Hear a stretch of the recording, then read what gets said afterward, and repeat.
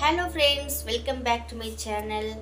இன்னைக்கு வீடியோல என்ன பார்க்க போறீங்கன்னா இன்னைக்கு வந்து ஈவினிங் எங்க வீட்ல டின்னர் என்னன்றதை உங்களுக்கு நான் ஷேர் பண்ண போறேன். சோ டைம் பாத்தீங்கன்னா 6:30 ஆக போகுது. சோ நைட்டுக்கு என்ன செய்யலாம்னு யோசிச்சிட்டே இருக்கும்போது பாப்பா வந்து ரொம்ப நாள் ஆச்சு கோதுமை தோசை செய்யமான்னு கேட்டா.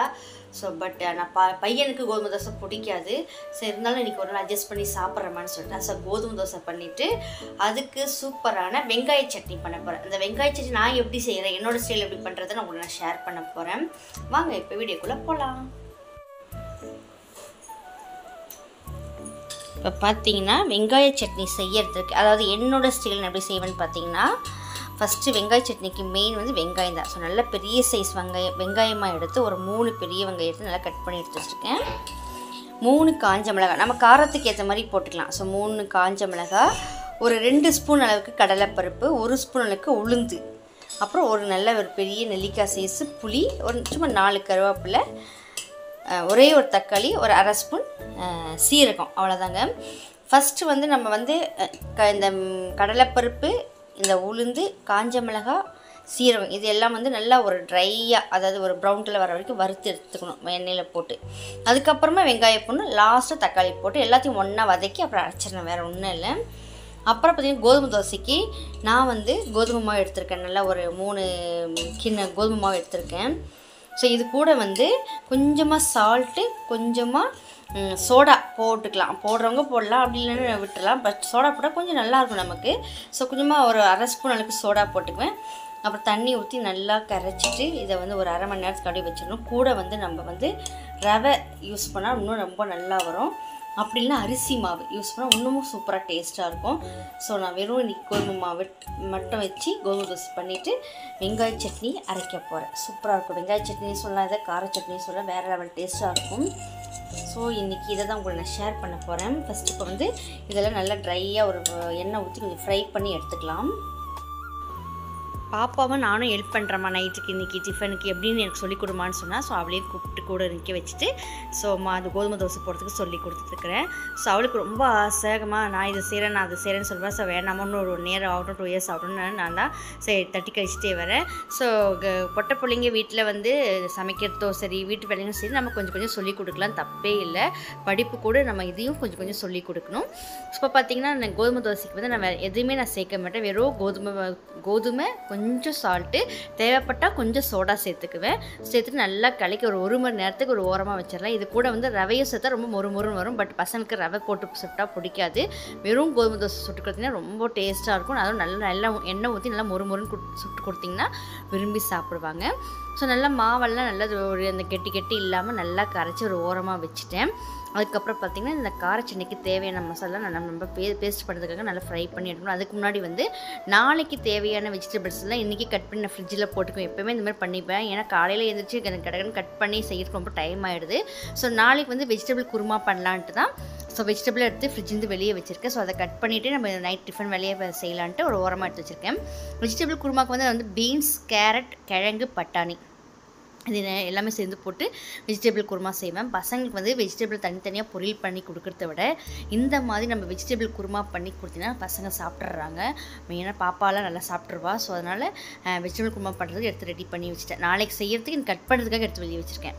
இப்போ பார்த்திங்கன்னா ஒரு கடாயில் எண்ணெய் ஊற்றிட்டு ஃபஸ்ட்டு வந்து நம்ம வந்து கடலைப்பருப்பு, உளுந்து, காஞ்ச மிளகாய் இதெல்லாம் போட்டு நல்லா ஒரு ப்ரௌன் கலர் ஆகிற வரைக்கும் நம்ம வந்து வறுத்து எடுத்து தனியாக வச்சாலும் சரி, இல்லை அது கூட அதுக்கப்புறமா ஆனியன் கூட போட்டுக்கலாம். நான் இது நல்லா போட்டு பொரிஞ்சு நல்லா ஒரு ப்ரௌன் கலர் ஆன பிறகு அதுக்கப்புறமா ஆனியன், தக்காளி, கொஞ்சம் புளி, நல்லா புளி அதாவது காரச்சட்னி கொஞ்சம் புளிப்பாக இருந்தால் நல்லாயிருக்குங்க. ஸோ கொஞ்சம் ஒரு 2 கருவேப்பிலை போட்டு சீரகம் போட்டு நல்லா ஃப்ரை பண்ணி அதுக்கப்புறம் ஆற விட்டு அதுக்கப்புறமா அரைச்சி அதுக்கப்புறம் தாளிக்கிறதா கூட தாளிச்சிக்கலாம். ஸோ தாளிக்காம விட்டாலும் நல்லா தான் இருக்கும்.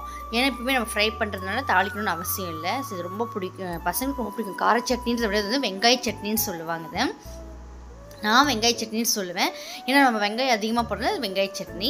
நம்ம காரத்துக்கு ஏற்ற மாதிரி நான் 3 மிளகா தான் போட்டிருக்கேன், காஞ்ச மிளகா போட்டிருக்கேன். ஸோ காரம் வேணும்னா இன்னும் கூட சேர்த்துக்கலாம்.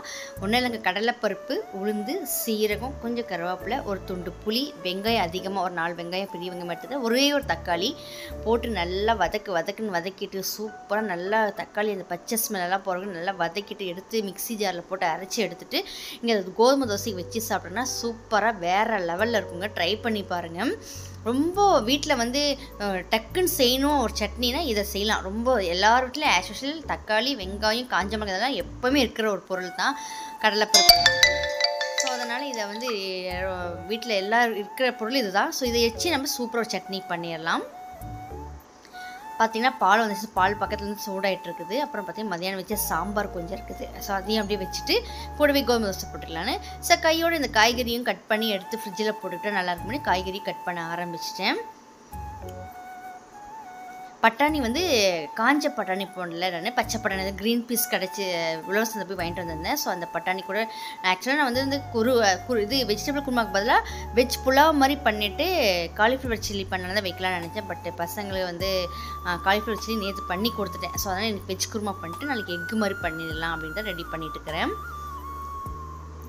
இப்போ பார்த்திங்கன்னா இந்த சட்னிக்கு தேவையான வெங்காயம், தக்காளி இதெல்லாம் ஓரளவுக்கு வதங்கிடுச்சு. நல்லா வதங்கணும், பச்சை வாசம் போகிறதுக்கு வதக்கிட்டு அதுக்கப்புறம் செஞ்சால் தான் நல்லாயிருக்கும்.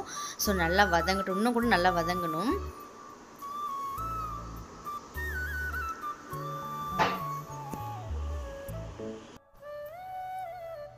அங்கே வந்து எல்லாம் வதங்கிறதுக்குள்ளே நான் காய்கறியெல்லாம் கட் பண்ணிட்டேன். ஸோ கட் பண்ணி ஃப்ரிட்ஜில் போட்டுருவேன். இப்போ நாளைக்கு ஈஸியாக இருக்கும் எடுத்து செய்யறதுக்கு எனக்கு.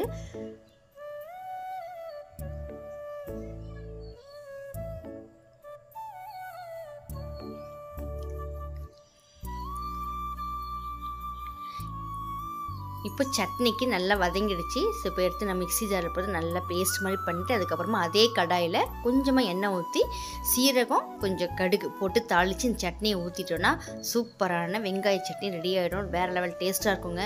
அடிக்கடி நான் வீட்டில் செய்வேன். அதுக்கப்புறம் பார்த்திங்கன்னா டைம் வந்து 8 o'clock பக்கம் ஆகிடுச்சு. ஸோ பசங்களுக்கு டிஃபன் கொடுக்கணும்ல. ஸோ சூப்பராக ஒரு கோதுமை தோசையை போட்டு பசங்களுக்கு டிஃபனையும் கொடுக்க ஆரம்பிச்சிட்டேன். பாப்பாவுக்கு கோதுமை தோசை ரொம்ப பிடிக்கும். பையனுக்கு கொஞ்சம் அப்படியே கோதுமை தோசையா அப்படின்மா. பட் நான் நல்லா முறுமுறுன்னு போட்டு கொடுப்பேன். இந்த இரும்பு தவா வந்து நல்லா பழகிடுச்சு. நான் இந்த இரும்பு தவா வந்து நான் யூஸ் பண்ணி ஒரு 6 month ஆகுது. நல்லா அந்த தவா நல்லா பழகிடுச்சு. ஸோ நம்ம எது போட்டால் நல்லா முறுமுறுன்னு சூப்பராக மெலிசாக வருது. கோதுமை தோசை வந்து மெயினாக வந்து நம்ம நிறைய எண்ணெய் விட்டு சுடணும், இல்லை வேறு லெவலில் முறுமுறுன்னு வரும். நீங்களும் ட்ரை பண்ணி பாருங்கள். சப்பாத்தி போடுறதுக்கு கொஞ்சம் டைம், அதாவது லேட்டாக டைம் ஆகுதுன்றதுக்காக நான் இந்த மாதிரி கோதுமை தோசை போட்டு கொடுப்பேன். பசங்களும் சாப்பிடுவோம். இந்த கோதுமை தோசைக்கு இந்த சட்னி தாங்க செம்ம காம்பினேஷன். இது அடிச்சுக்க வேறு எதுவுமே இருக்காது. அந்த அளவு செம்ம டேஸ்ட்டாக இருக்கும். இன்னும் கொஞ்சம் 2 மிளகாய் போட்டு கொஞ்சம் காரம் வச்சு இன்னும் டேஸ்ட் அதிகமாக இருக்கும். பசங்களுக்கு போட்டு கொடுத்து நானும் 2 கோதுமை தோசை போட்டு சாப்பிட்டு படுத்துட்டோம். செம்ம டேஸ்ட்டாக இருந்தது. ஓகே ஃப்ரெண்ட்ஸ், நீங்கள் வீட்டில் இதை ட்ரை பண்ணி பாருங்கள். நாளைக்கு இது ஒரு வீடியோ பார்க்கலாம். தேங்க்ஸ் ஃபார் வாட்சிங். Tata bye bye. பிடிச்சா லைக் பண்ணுங்கள்.